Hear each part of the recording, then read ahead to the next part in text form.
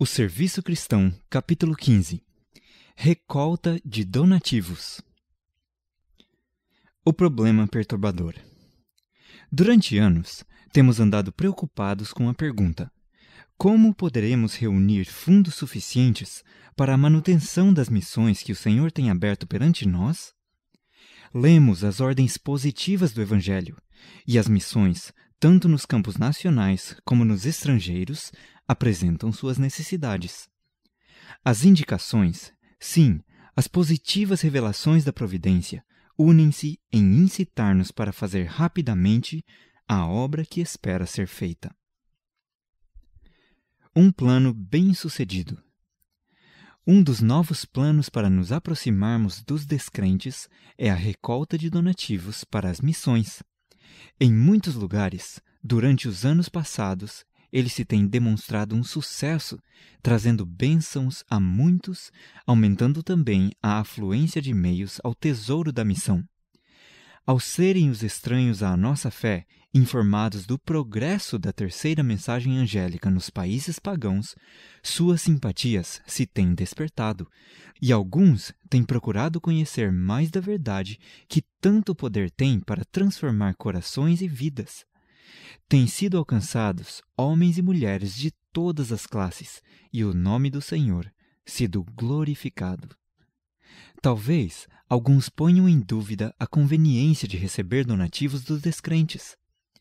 Que esses perguntem a si mesmos: quem é o verdadeiro dono de nosso mundo? A quem pertencem suas casas e terras e seus tesouros de ouro e prata? Deus possui abundantes bens neste mundo e colocou-os nas mãos de todos, tanto dos obedientes como dos desobedientes. Ele está pronto a tocar no coração dos homens do mundo, mesmo dos idólatras, para de sua abundância darem alguma coisa para o sustento de sua obra, e ele o fará, logo que seu povo aprenda a aproximar-se sabiamente desses homens, chamando-lhes a atenção para aquilo que eles têm o privilégio de fazer. Se as necessidades da obra do Senhor fossem apresentadas na devida luz perante aqueles que possuem bens e influência, esses homens poderiam fazer muito para o avanço da causa da verdade presente. O povo de Deus tem perdido muitos privilégios que teriam podido aproveitar se não houvessem preferido manter-se independentes do mundo. O Senhor move ainda o coração dos reis e governadores em favor de seu povo. Aqueles que se acham a seu serviço devem aproveitar o auxílio que ele induz os homens a darem para o avançamento de sua causa. Os agentes por cujo intermédio vêm essas dádivas podem abrir caminhos por onde a luz da verdade seja levada a muitas terras entenebrecidas. Talvez esses homens não tenham simpatia alguma pela obra de Deus, nenhuma fé em Cristo, conhecimento algum de sua palavra, mas nem por isso suas ofertas devem ser rejeitadas. O Senhor colocou seus bens tanto nas mãos de descrentes como na de crentes. Todos podem devolver-lhe o que lhe pertence para se fazer a obra que tem de ser efetuada em favor do mundo caído. Enquanto nos acharmos neste mundo, enquanto o Espírito de Deus contender com os filhos dos homens, teremos de receber e prestar favores. Temos de dar ao mundo a luz da verdade tal como se acha revelada nas Escrituras, e de receber do mundo aquilo que Deus os impele a dar, em benefício de sua causa. Embora quase totalmente de posse de homens ímpios, o mundo inteiro, com suas riquezas e tesouros, pertence a Deus. A terra é do Senhor, e toda a sua plenitude. Minha é a prata, e meu é o ouro, disse o Senhor dos Exércitos. Meu é todo o animal da selva, e as alimárias sobre milhares de montanhas. Conheço todas as aves dos montes, e minhas são todas as feras do campo. Se eu tivesse fome, não tu diria, pois meu é o mundo e a sua plenitude. Oh, que os cristãos reconhecessem mais e cada vez mais plenamente que é privilégio e dever seu, ao mesmo tempo que mantém princípios retos, prevalecer-se de todas as oportunidades deparadas pelo céu para avançar o reino de Deus no mundo. Advertências aos obreiros. A todos quantos se acham prestes a começar especial obra missionária com a revista preparada para usar na campanha da recolta de donativos, desejaria dizer: sede diligentes em vossos esforços, vivei sob a direção do Espírito Santo, ampliai diariamente vossa experiência cristã, que aqueles que possuem aptidões especiais trabalhem pelos descrentes colocados nas mais altas posições, assim como nas mais humildes. Buscai diligentemente as almas que estão a perecer. Pensai no ansioso desejo que tem Cristo de fazer voltar ao aprisco aqueles que se têm extraviado. Cuidai das pessoas como quem tem de dar contas por elas. Na obra missionária em vossa igreja e na vizinhança, fazei que vossa luz espalhe tão luminosos e firmes raios que no juízo, homem algum se possa erguer e dizer: por que não me falaste acerca dessa verdade? Por que não cuidaste por minha alma? Sejamos, pois, diligentes na distribuição da literatura cuidadosamente preparada para se usar entre os que não pertencem à nossa fé. Aproveitemos o melhor possível qualquer oportunidade de atrair a atenção dos descrentes. Ponhamos literatura em todas as mãos dispostas a recebê-la. Consagremo-nos à proclamação da mensagem. Preparai o caminho do Senhor. Endireitai no ermo a vereda a nosso Deus. Requisitos para o êxito. Ao seguir qualquer plano que possa ser posto em operação para levar a outros o conhecimento da verdade presente e das maravilhosas providências relacionadas com o avançamento da causa, primeiro, consagremo-nos inteiramente àquele cujo nome desejamos exaltar. Oremos também fervorosamente em favor daqueles que esperamos visitar, trazendo-os um a um à presença de Deus, com uma fé viva. O Senhor conhece os pensamentos e propósitos do homem, e quão facilmente Ele nos pode enternecer o coração. Como seu espírito, qual um fogo, pode submeter o coração empedernido. Como Ele pode encher a alma de amor e ternura. Como nos pode dar as graças de seu Santo Espírito e habilitar-nos para entrar e sair no trabalho em prol de almas. A obra do Senhor poderia receber favores muito maiores do que está recebendo se nos aproximássemos dos homens com sabedoria, familiarizando-nos com a obra e dando-lhes oportunidade de fazer aquilo que é nosso privilégio induzi-los a fazer, em favor do seu avanço. Se nós, como servos de Deus, adotarmos um procedimento sábio e prudente, sua boa mão nos fará prosperar em nossos esforços. Se todos os que se acham empenhados na obra do Senhor reconhecessem quanto depende de sua fidelidade e sábia previsão, muito maior prosperidade lhes acompanharia os esforços. Por motivo de desconfiança e timidez, muitas vezes deixamos de conseguir dos poderes constituídos aquilo que é por direito alcançável. Deus operará por nós quando estivermos dispostos a fazer o que pudermos e o que devemos fazer de nossa parte. A obra missionária local e a estrangeira. A obra missionária local progredirá muito mais sob todos os seus aspectos quando se manifestar pela prosperidade das missões estrangeiras um espírito de maior liberalidade, abnegação e sacrifício, pois abaixo de Deus a prosperidade da obra local depende em muito da influência reflexa da obra evangélica feita nos países distantes. É no trabalho ativo para prover às necessidades da causa de Deus que pomos nossa alma em contato com a fonte de todo o poder. Um negociante americano que é cristão zeloso disse em conversação com um colega que trabalhava para Cristo durante 24 horas por dia: em todas as minhas transações, observou ele, faço por representar meu mestre. Entendo oportunidade, procuro ganhar outros para Cristo. Trabalho para ele todo o dia, e à noite, quando estou dormindo, tenho alguém trabalhando por mim na China. Explicando-se, disse: na minha mocidade, determinei ir como missionário para o meio dos pagãos. Com a morte de meu pai, porém, fui obrigado a tomar conta do negócio, a fim de prover a subsistência da família. Agora, em vez de eu mesmo ir, sustento um missionário. Esse missionário está em tal e tal cidade, de tal e tal província da China. E é assim que, estando eu dormindo, o meu trabalho para Cristo prossegue por intermédio de meu representante. Não há, porventura, algum adventista do sétimo dia que queira proceder de modo idêntico? Em vez de reter os pastores a trabalhar pelas igrejas que já conhecem a verdade, digam os seus membros a esses obreiros: ide trabalhar pelas almas que perecem em trevas. Tomaremos à nossa conta o serviço da igreja. Manteremos as reuniões e, permanecendo em Cristo, nos esforçaremos por conservar vida espiritual. Trabalharemos pelas almas que estão ao nosso redor e enviaremos as nossas orações e ofertas para sustentar os obreiros nos campos mais necessitados e pobres. Um exemplo digno. A viúva pobre, que lançou 2 moedas na tesouraria do Senhor, longe estava de imaginar o que fazia. Seu exemplo de sacrifício pessoal exerceu e exerce influência sobre milhares de corações em todas as terras e em todas as eras. Tem trazido para o tesouro de Deus dádivas de nobres e humildes, ricos e pobres.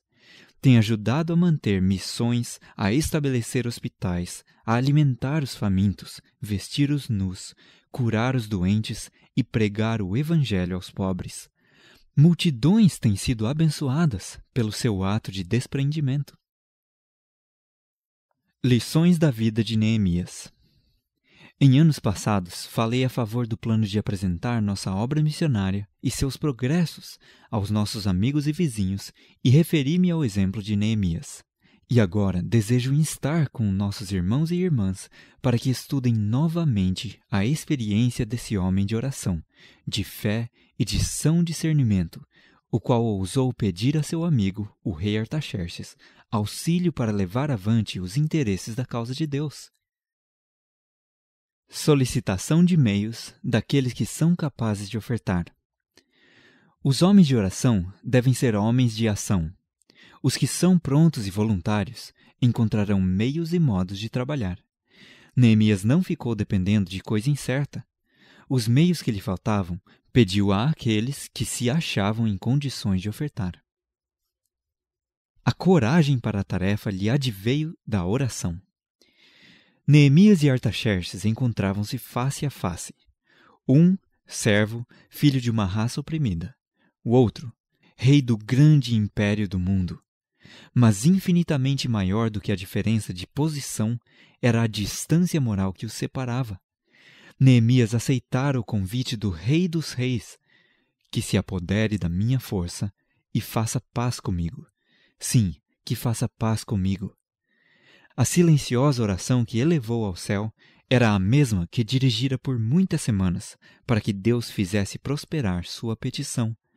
E agora, encontrando coragem no pensamento de que tinha um amigo onisciente e onipotente que operaria em seu favor, o homem de Deus tornou conhecido ao rei seu desejo de ser por algum tempo dispensado de seu cargo na corte e de autorização para reconstruir os lugares assolados de Jerusalém, tornando-a mais uma vez uma cidade forte e protegida. Resultados notáveis para a cidade e a nação judaica dependiam desse pedido. E, disse Neemias, o rei mas deu segundo a boa mão de Deus sobre mim. Conseguiu aprovação oficial. Como seu pedido ao rei foi recebido tão favoravelmente, foi ele animado a pedir o auxílio necessário para a execução de seus planos. Para dar dignidade e autoridade à sua missão, assim como para prover proteção na viagem, conseguiu ele uma escolta militar. Obteve cartas reais dos governadores das províncias para além do Eufrates, o território através do qual tinha de passar em sua viagem para a Judéia, e conseguiu também uma carta para o guarda florestal do rei, nas montanhas do Líbano, instruindo-o no sentido de fornecer a madeira necessária para os muros de Jerusalém e os edifícios que Neemias se propunha a erigir. A fim de que não houvesse ocasião para queixas de que ele se excedera no desempenho de sua missão, Neemias teve o cuidado de definir claramente a autoridade e os privilégios que lhe foram conferidos. As cartas reais aos governadores das províncias, ao longo de seu itinerário, conseguiram para Neemias recepção honrosa e pronto auxílio. E inimigo algum ousou molestar o oficial que se achava guardado pelo poder do rei persa e era tratado com notável consideração pelos regentes provinciais. A viagem de Neemias decorreu segura e próspera. Encontrando obstáculos. Sua chegada a Jerusalém, entretanto, acompanhado de uma guarda militar, mostrando que viera no desempenho de alguma missão importante, despertou o ciúme e ódio dos inimigos de Israel. As tribos pagãs estabelecidas perto de Jerusalém haviam anteriormente nutrido inimizade contra os judeus, acumulando sobre eles toda a sorte de insulto e injúria que ousavam infligir-lhes. Destacaram-se nessa má obra certos chefes dessas tribos: Sambalá, o Horonita, Tobias, o Amonita, e Gesem, o Arábio. E daí por diante, esses líderes observavam com olhos invejosos os movimentos de Neemias, procurando por todos os meios ao seu alcance frustrar-lhe os planos e impedir-lhe a obra. Tentaram causar divisão entre os obreiros, insinuando dúvidas e despertando descrença quanto ao seu êxito. Também ridicularizavam os esforços dos construtores, declarando que o empreendimento era uma impossibilidade e predizendo um triste fracasso. Os construtores do muro foram logo assediados pela mais ativa oposição. Eram obrigados a guardar-se continuamente contra as conspirações de seus insones adversários. Os emissários do inimigo procuravam destruir-lhes o ânimo com a circulação de falsos boatos. Formaram-se conspirações, sob pretextos vários, a fim de atrair Neemias para suas ciladas. E encontraram-se judeus de coração falso, dispostos a ajudar o traiçoeiro empreendimento. Emissários do inimigo, professando amizade, misturaram-se com os construtores, sugerindo modificações no plano, procurando de várias maneiras desviar a atenção dos obreiros, a fim de causar confusão e perplexidade e despertar desconfiança e suspeita. Mesmos obstáculos para os líderes hoje. A experiência de Neemias repete-se na história do povo de Deus em nossos dias. Os que labutam na causa da verdade descobrirão que não o podem fazer sem provocar a ira dos inimigos dela. Embora tenham sido chamados por Deus para a obra em que se acham empenhados e seu procedimento seja por ele aprovado, não podem fugir à vergonha e ao escárnio. Serão denunciados como visionários, indignos de confiança, intrigantes, hipócritas, tudo, enfim, que sirva ao propósito de seus inimigos. As coisas mais sagradas serão apresentadas a uma luz ridícula, a fim de divertir os ímpios. Uma pequenina dose de sarcasmo e humor vulgar, unidos à inveja, ciúmes, impiedade e ódio, é suficiente para instigar o riso do escarnecedor profano. E esses gracejos presunçosos afiam mutuamente seu engenho, encorajando-se reciprocamente em sua obra blasfema. O desprezo e a zombaria são de fato penosos para a natureza humana, mas têm que ser suportados por todos os que são fiéis a Deus. É política de Satanás desviar assim as almas de fazerem a obra que o Senhor lhes impôs. Conclamando as forças desalentadas.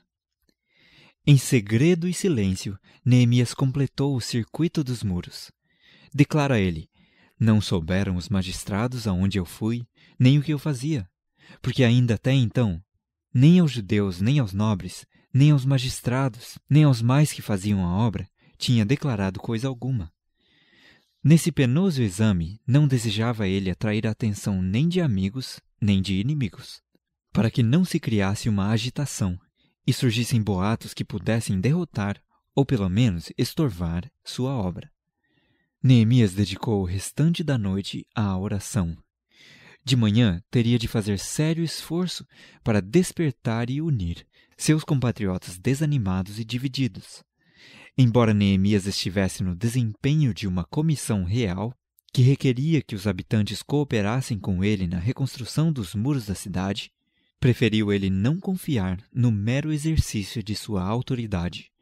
Procurou antes ganhar a confiança e simpatia do povo, bem sabendo que a união de corações, como de mãos, era indispensável ao êxito na grande obra que empreendera. Ao convocar o povo de manhã, apresentou argumentos calculados a despertar-lhes as energias adormecidas e unir os dispersos. E havendo-lhes exposto plenamente a questão, mostrando que era apoiado pela combinada autoridade do rei da Pérsia e do Deus de Israel, Neemias apresentou diretamente ao povo a questão de se prevalecerem eles dessa ocasião favorável, erguendo-se com ele e construindo o muro. Esse apelo foi-lhes direto ao coração.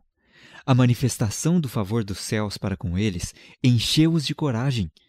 Com novo ânimo, clamaram a uma voz: levantemo-nos e edifiquemos. A santa energia e elevadas esperanças de Neemias comunicaram-se ao povo.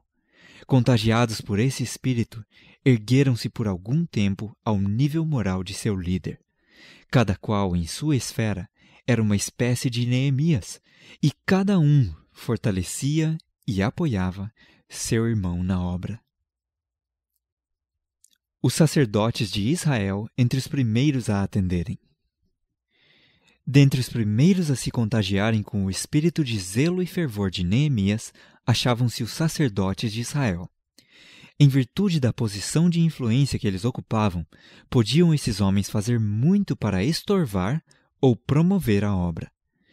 Sua pronta cooperação, logo de início, muito contribuiu para o êxito.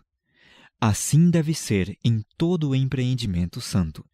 Os que ocupam posições de influência e responsabilidade na igreja devem estar na dianteira da obra de Deus.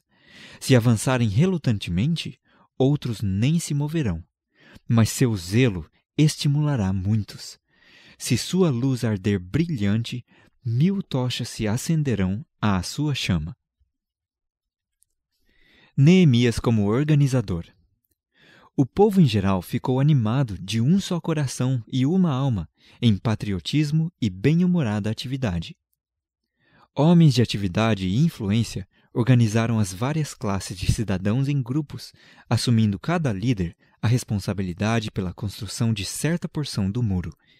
Foi bem agradável a Deus e aos anjos ver aqueles grupos atarefados, trabalhando harmoniosamente nos caídos muros de Jerusalém, e foi um som alegre o ruído de instrumentos de trabalho desde a madrugada até ao sair das estrelas. Demonstração da verdadeira arte de administrar. O zelo e a energia de Neemias não se abateram agora que a obra se iniciara de fato. Não cruzou os braços, julgando que poderia depor o encargo. Com incansável vigilância, superintendia constantemente a obra, dirigindo os obreiros, observando qualquer estorvo e tomando providências para qualquer emergência. Sua influência sentia-se constantemente em toda a extensão daqueles 5 quilômetros de muro. Com palavras oportunas, animava ele os temerosos, aprovava os diligentes ou despertava os tardios, e de novo vigiava com olhos de águia os movimentos dos inimigos, que por vezes se reuniam à distância e se empenhavam em animada conversa, como se conspirassem, e então, aproximando-se dos obreiros, tentavam desviar-lhes a atenção e estorvá-los no trabalho. Enquanto os olhos de todos os obreiros muitas vezes se dirigiam para Neemias, prontos a descobrir o menor sinal, os olhos e o coração dele se erguiam a Deus, o grande superintendente da obra toda, aquele que pusera no coração de seu servo o desejo de construir. E à medida que a fé e a coragem se fortaleciam em seu coração, Neemias exclamava, e suas palavras repetidas e ecoadas incentivavam o coração dos obreiros em toda a linha: o Deus dos céus é o que nos fará prosperar. Neemias e seus companheiros não recuaram ante as dificuldades, nem se esquivavam a serviços árduos. Nem de noite nem de dia, nem mesmo durante o breve período dado ao sono, depunham eles suas vestes, nem mesmo sua armadura. Nem eu, nem meus irmãos, nem meus moços, nem os homens da guarda que me seguiam largávamos os nossos vestidos. Cada um ia com suas armas à água. Influências contrárias em todo o movimento religioso.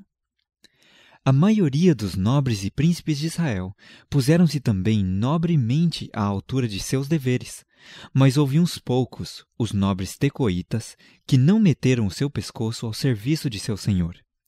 Enquanto os construtores fiéis têm menção honrosa no livro de Deus, a memória daqueles servos negligentes é manchada de opróbrio e serviu de advertência a todas as gerações futuras. Em todo o movimento religioso, há alguns que, ao mesmo tempo em que não podem negar ser esta a causa de Deus, mantêm-se de longe, recusando-se a fazer qualquer esforço para fazê-la progredir. Mas em empreendimentos para promover seus interesses egoístas, esses homens são muitas vezes os trabalhadores mais ativos e enérgicos. Bem conviria lembrarem-se do registro mantido lá em cima, o livro de Deus, no qual se acham escritos todos os nossos motivos e nossas obras.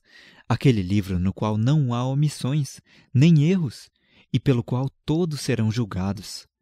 Ali será fielmente relatada toda a oportunidade negligenciada de prestar serviço para Deus, e todo ato de fé e amor, por humilde que seja, será tido em lembrança eterna. O chamado de Neemias modernos. Carecemos hoje de Neemias na igreja. Não de homens capazes de pregar e orar apenas, mas de homens cujas orações e sermões sejam animados de firme e sincero propósito. O procedimento seguido por esse patriota hebreu na realização de seus planos devia ser ainda adotado pelos pastores e dirigentes. Havendo eles delineado seus planos, deveriam expô-los perante a igreja de maneira que lhes atraísse o interesse e a cooperação. Fazei que o povo compreenda os planos e tome parte na obra, e hão de se interessar pessoalmente em sua prosperidade. O êxito que acompanhou os esforços de Neemias mostra o que podem realizar a oração, a fé e uma ação sábia e enérgica. A fé viva impele para a ação enérgica. O povo refletirá em alto grau o espírito manifestado pelo dirigente. Se os dirigentes, professando crer nas solenes e importantes verdades que devem provar ao mundo hoje, não manifestam zelo ardente em preparar um povo para que subsista no dia de Deus, podemos esperar que a igreja seja descuidada, indolente e amante dos prazeres. O fim do capítulo 15 do Serviço Cristão.